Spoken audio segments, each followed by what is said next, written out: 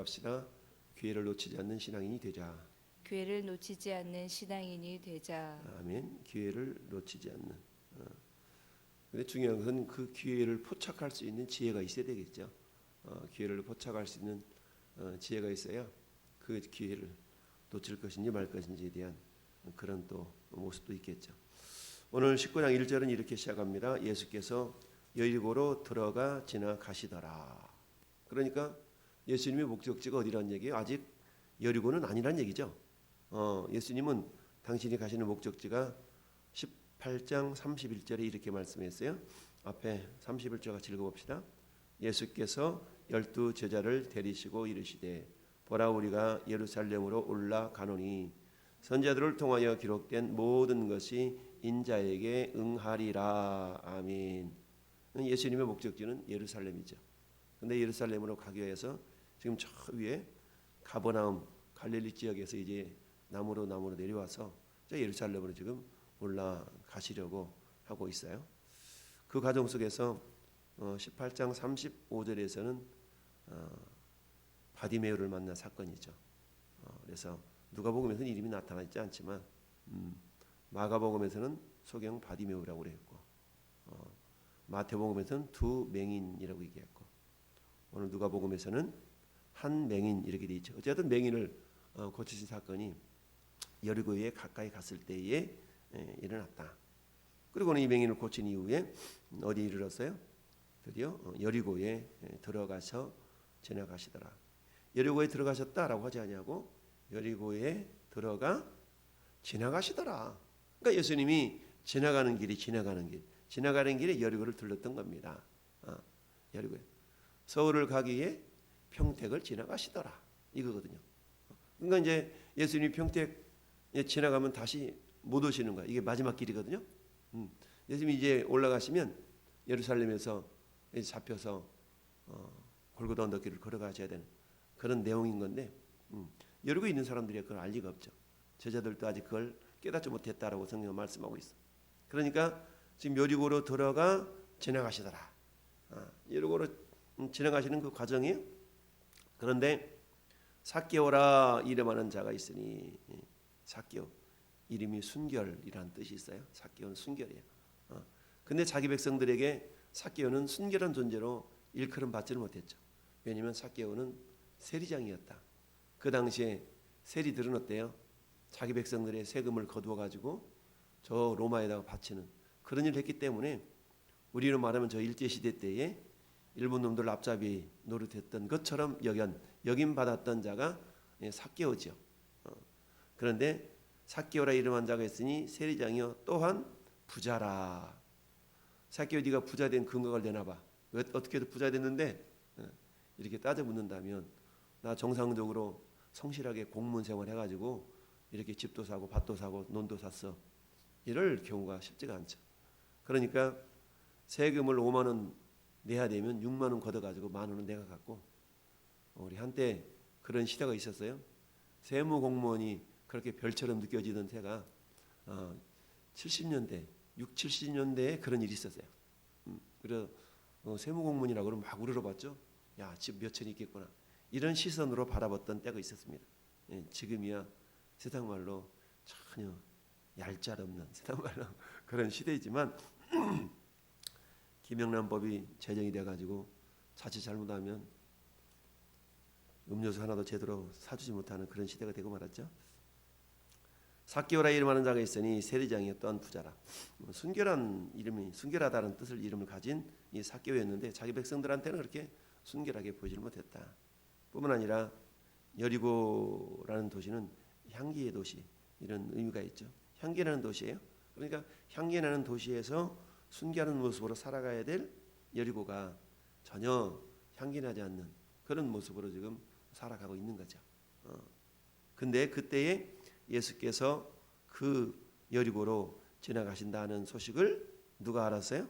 삭개오가 알았더라. 삭개오가 알았어. 야, 그래서 어때요? 저 양반이 지나가거나 말거나 나하고 무슨 상관이야? 이러면 아무런 일이 발생하지 않지만 그 삭개오는 예수님에 대한 소문을 들었을 거예요. 그래서 어때요?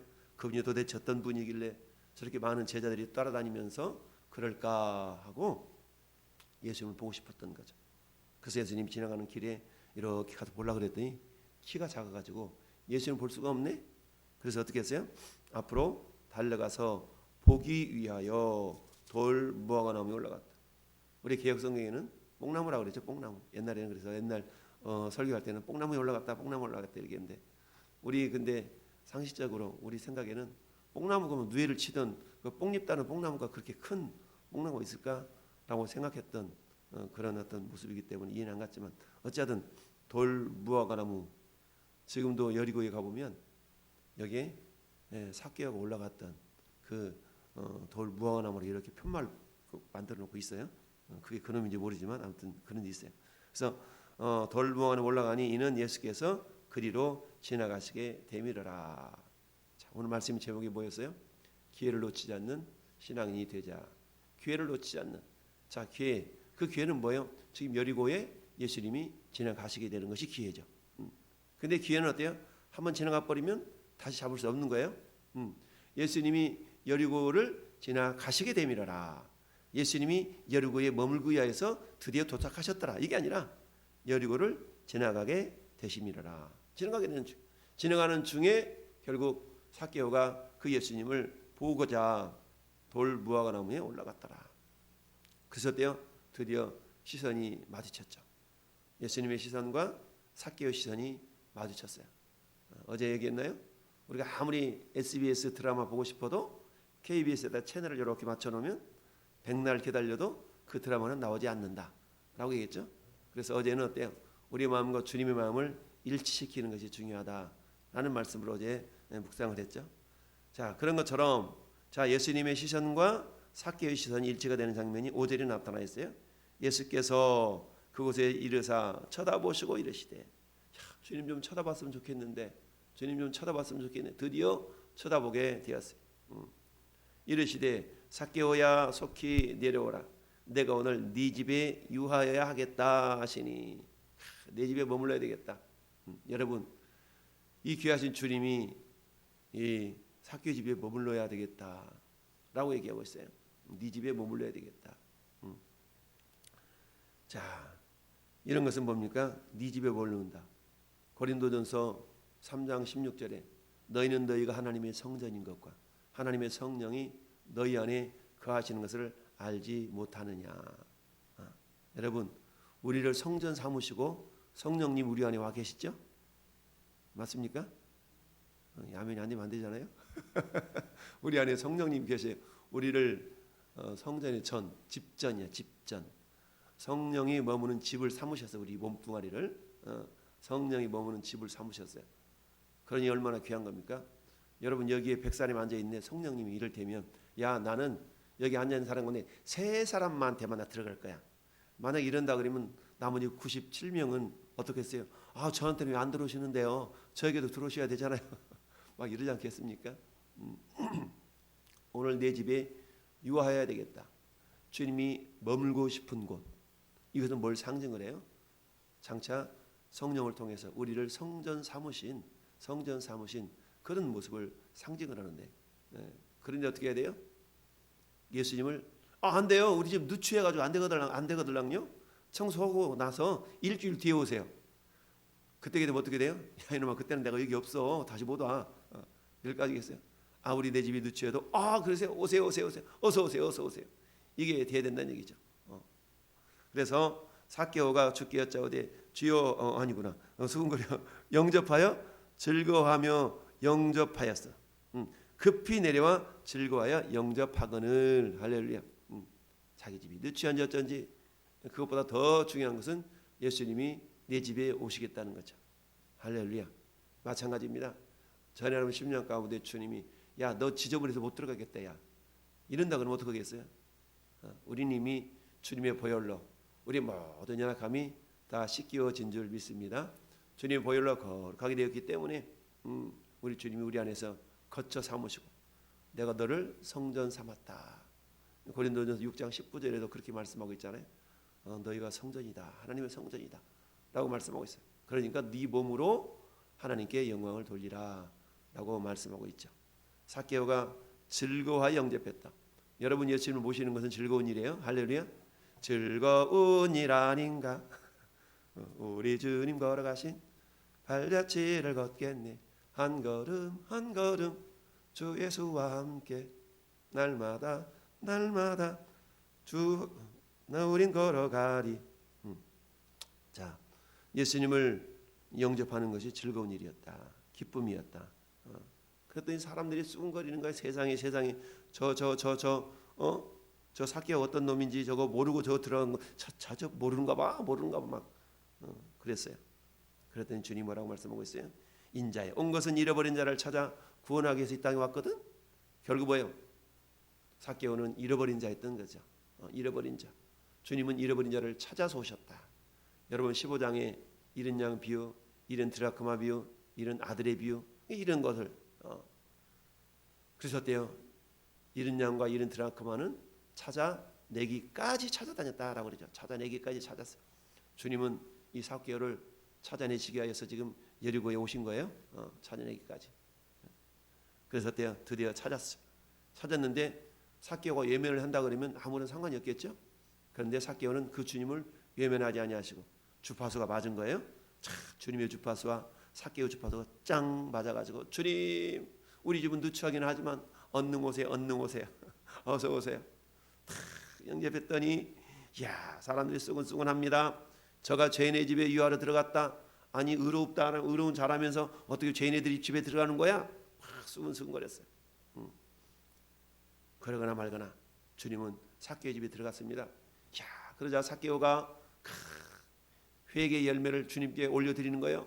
주님 제가 제 재산의 절반을 쑥 잘라가지고 가난한 사람들에 나눠주겠으며 그리고 내가 누구 것을 토색해서 이렇게 등쳐먹은 일이 있으면 내가 4배를 갚겠습니다. 이렇게 얘기를 하고 있어요. 여러분 우리가 앞에서는 부자 관리에 대한 이야기를 들었어요. 율법도 잘 지켰어요. 착하게 살았어요. 근데 예수님이 너 한 가지 부족한 것이 있다. 그게 뭔데요? 그거만 하면 저 영생 얻는 거죠. 그거 더 할 수 있을 것 같아요. 근데 뭐라고 그랬어요? 너 있는 거 다 팔아가지고 냉장고도 팔고 세탁기도 팔고 너 차도 팔고 아파트도 팔고 다 팔아. 가는 사람들 나눠주고 나를 쫓아. 그러면 영생이 있을 거야. 야 세상에 그렇게 힘들게 해서 영생 얻으려고요? 그건 못하겠는데요. 뭐예요? 영생의 가치를 깨닫지 못한 거죠. 마태복음 13장에 천국은 마치 밭에 감춘 보화를 발견한 어떤 사람과 같은데 그걸 가만히 두고 가서 자기 재산을 다 팔아서 그 밭을 사느니라.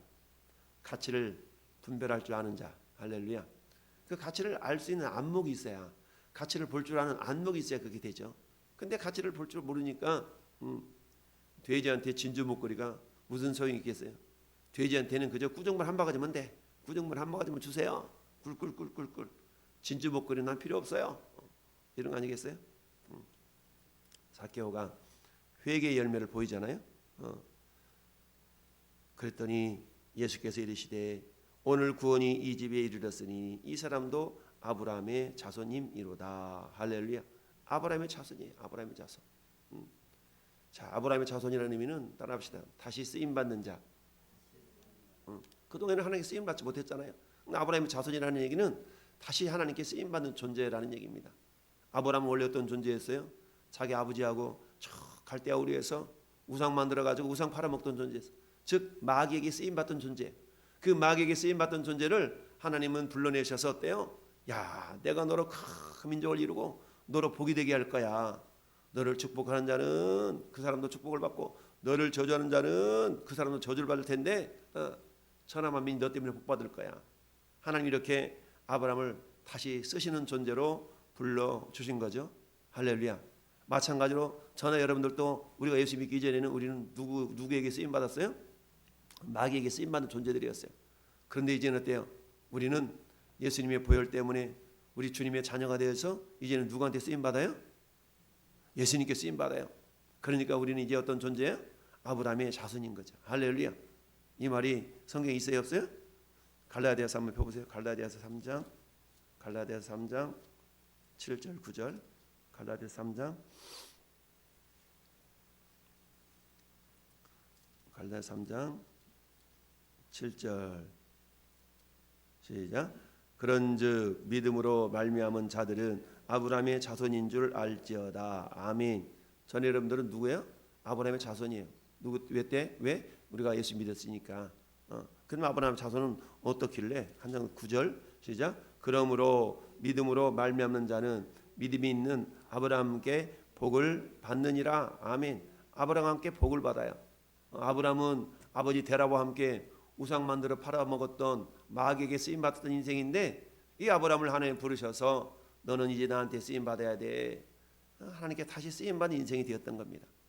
그래서 이 삭개오가 그동안에는 자기 육신의 욕심을 쫓아서 살았는지 모르지만 예수님을 만나는 순간 그 인생, 이제는 내가 주님을 위한 인생을 살겠나이다 라는 그런 표징으로 재산의 절반을 뚝 잘라서 가난한 사람들에 나눠주고 회개의 열매가 맺어지게 되었던 거죠.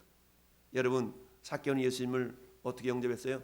주님, 이렇게 주님, 큐리어스. 삭개오가 서서 주께 여짜오되 주여 보시옵소서.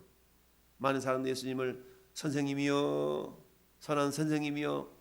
부자 관리는 예수님을 주님으로 부르지 않았어요. 선한 선생이여 이래서 선생. 당신은 그냥 선생이지, 선생이 주님이 아니에요. 선생이지. 자, 그랬더니 주님이 오늘 구원이 집에 이르렀으니 이 사람도 아브라함의 자손임이로다. 구원받았다는 이야기뿐만 아니라 주님께 다시 쓰임받는 존귀한 자가 되었다. 할렐루야. 꼬다는 보릿자루가 아니라 그 보릿자루가 귀하게 쓰여지는 그런 존재가 되었던 거죠. 인자의 온 것은 잃어버린 자를 찾아 구원하려 함이니라.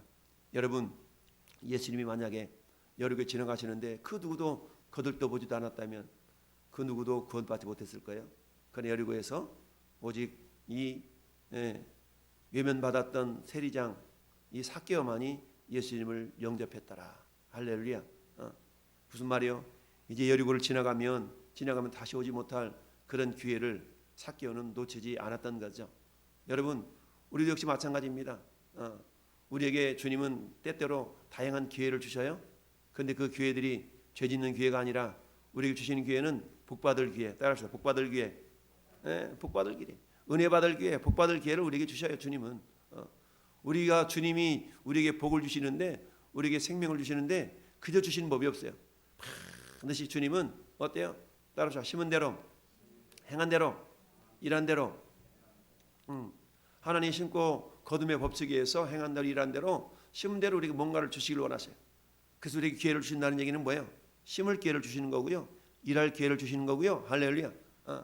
우리 다다음 주에 직분이 명한다 그랬잖아요. 직분이 뭐냐? 그것은 다른 게 아니에요. 일거리를 받는 겁니다. 일거리. 할렐루야. 직분이라는 것은 일거리와 일할 능력을 받는 시간이 직분을 받는 거예요. 운동선수에 비유한다면 직분이라는 것은 정식으로 출전권을 따내는 것과 똑같은 거예요.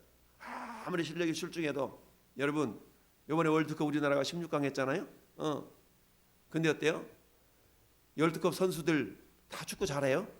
근데 16명 갔죠? 당연히 이번에 16명 갔어. 예? 26명 참. 26명 갔죠? 그러면 26명 외에 27번째 어떤 선수가 있지 않았겠어요? 근데 27번째 선수는 26명의 선수보다 실력이 떨어지거나 막 그런지는 않아요. 그거 비슷비슷해. 그렇지만 어때요? 감독의 코치의 눈에 들지 아니하면 27번이 아무리 잘해도 선발이 못 되는 거죠. 하나님의 눈에 이렇게 잘 들어와서 전 여러분들이 선발된 줄 믿습니다. 이걸 은혜라고 그래요. 은혜. 그럼 우리 은혜 받았다면 이제 그다음부터는 어때요? 주님이 그래 너 은혜 받았지? 이제는 내가 너에게 진리로 행할 때마다 복을 줄 거야. 진리로 행할 수 있는 기회가 우리에게 주어질 수 있도록 우리는 그 기회를 놓쳐서는 안 될 줄 믿습니다. 내일 보게 될 문화의 비유도 마찬가지예요. 문화의 비유도 기회에 대한 거, 기회에 대한 주제가 기회입니다. 할렐루야. 전 여러분들 주어진 이 기회가 기회를 우리가 발견해야 되고 기회를 만들어야 되고 우리의 말에 고생은 뭐 한다? 사서도 한다. 무슨 말이에요? 기회를 만들라는 얘기 아니겠어요? 기회를 만들어라. 서양 속담에 햇볕 뜰 때 건초 만들어라. 이런 속담이 있어요. 우리 중학교 영어 교과서에 있는 속담이에요. 그렇죠? 이건 뭡니까? 주님이 에베소서에서 선을 행하라. 이 말씀과 똑같은 것이죠. 자, 오늘 말씀을 통해 하나님 나에게 주어진 기회를 최선을 다해서 주와 복음을 위해서 우리가 행할 수 있는 믿음의 사람, 기회를 만드는 자요, 기회를 붙드는 자요, 기회를 선용하는 그런 자가 되어져서 주님께 인정받고 주님 주신 복을 받아 누리는 복된 자 될 수 있기를 예수님의 이름으로 축원합니다. 아멘.